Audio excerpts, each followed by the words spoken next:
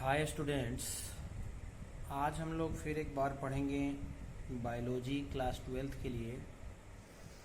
पिछले बायोलॉजी के वीडियो में आपको हमने म्यूटेशन और उसके कुछ प्रकार के बारे में बताया था।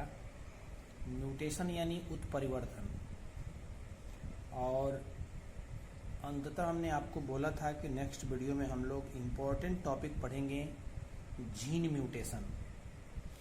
जीन शब्द से आप लोग परिचित हैं। डीएनए पर उपस्थित एक आनुवंशिक इकाई होती है जीन, जो जनक जीवों के शरीर से संतानों में पीढ़ी दर पीढ़ी जो है गुणों का स्थानांतरण कराते हैं।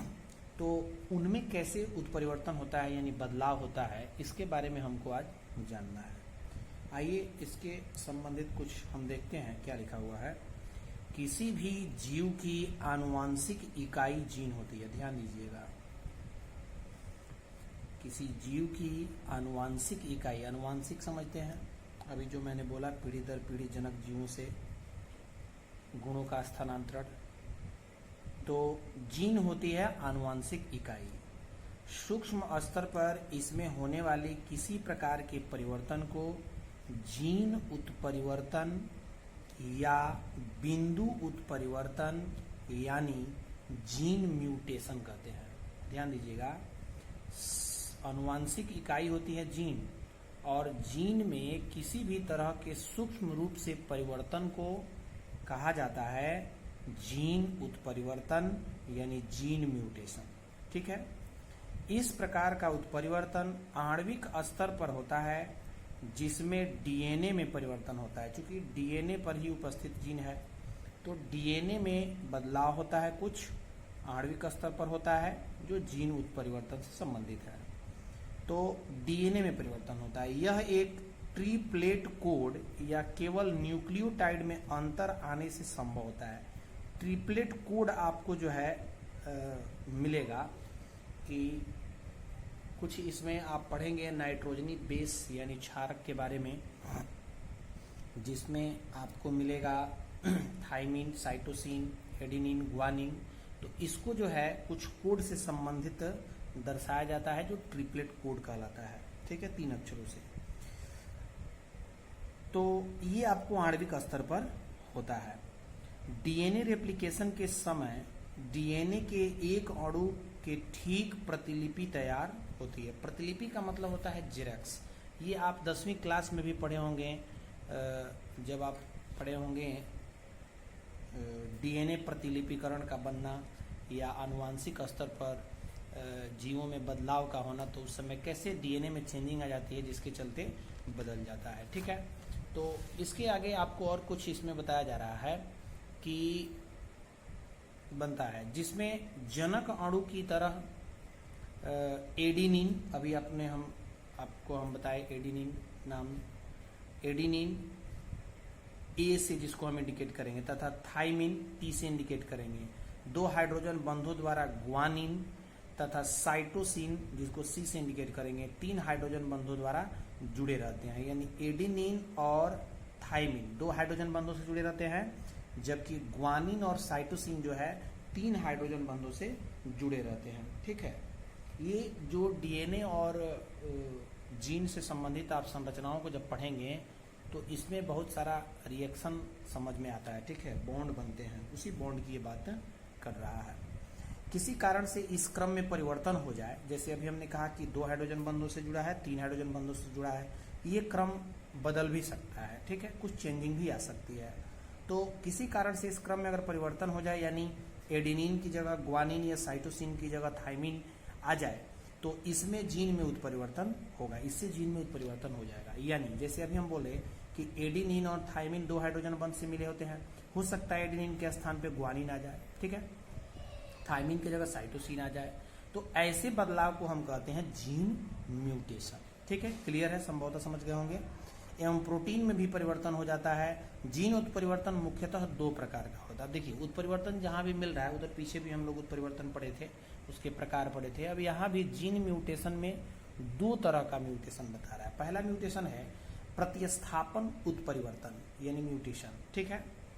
तो देखिए इस प्रकार के उत्परिवर्तन में नाइट्रोजनी क्षारक, अभी हमने आपको इसका नाम लिया था, नाइट्रोजनी क्षारक में परिवर्तन हो जाता है। इसमें एक नाइट्रोजनी क्षारक की जगह दूसरी नाइट्रोजनी क्षारक या उसके कृत्रिम रूप द्वारा प्रतिस्थापन हो जाता है, ठीक है। यानी देखिए जो नाइट्रोजनी क्षारक पहले से उपस्थित था जैसा होना चाहिए, जब परिवर्तन होगा तो उस नाइट्रोजनी क्षारक के स्थान पे कोई दूसरा नाइट्रोजनी क्षारक आ जाए तो उसको बोलते हैं प्रतिस्थापन उत्परिवर्तन। अब इसमें बता रहा कि प्रतिस्थापन उत्परिवर्तन भी दो तरह का होता है, ध्यान दीजिएगा। जीन उत्परिवर्तन में पहला ये आपको बता दिया, अब इसमें दो प्रकार दिया है। इसमें दो प्रकार कौन कौन है? तो पहला है आपको ट्रांजिशन।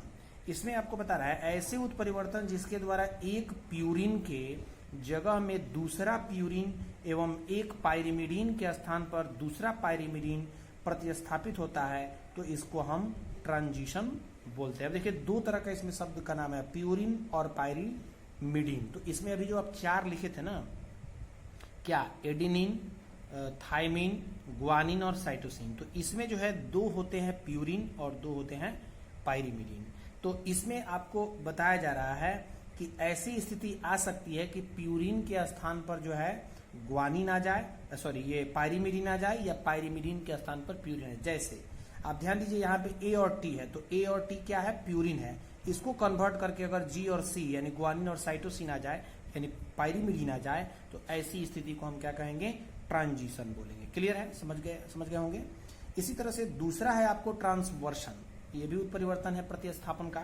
तो ऐसे उत्परिवर्तन जिसके द्वारा प्यूरिन के स्थान पर पायरिमिडीन या पायरिमिडीन के स्थान पर प्यूरिन प्रतिस्थापित हो जाते हैं, तो इसको हम बोलते हैं ट्रांसवर्शन। यानी आप इसमें बदलाव के क्रम को देखेंगे तो ए से टी सिर्फ अपने में ही बदल जाए, टी और ए, ठीक है। उसी तरह से जी और सी चेंज हो जाए सी और जी में, तो ऐसा कहलाता है ट्रांसवर्शन। क्लियर?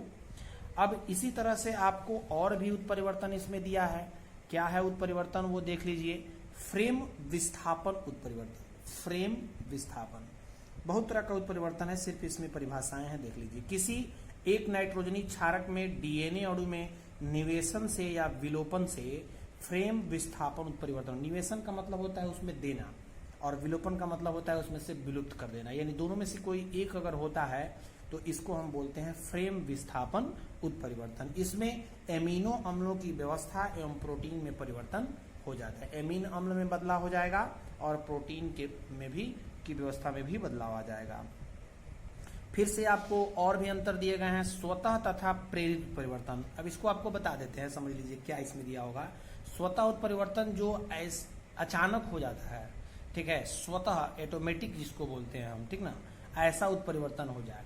और प्रेरित का मतलब होता है कि हम या हमारे अंदर जो उपस्थित डीएनए या जीन है या उसके अंदर जो पायरिमिडीन या प्यूरिन है, उनके प्रेरण के चलते, उनके समझिए कि एक्टिव होने के चलते, उनके मोटिवेशन के चलते अगर ऐसा उत्परिवर्तन हो जाए तो उसको हम बोलते हैं प्रेरित उत्परिवर्तन। क्लियर है? आप समझ रहे हैं इसको?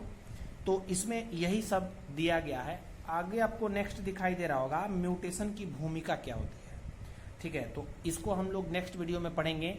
म्यूटेशन की भूमिका से मतलब है कि म्यूटेशन यानी उत्परिवर्तन जरूरी क्यों है, ठीक है।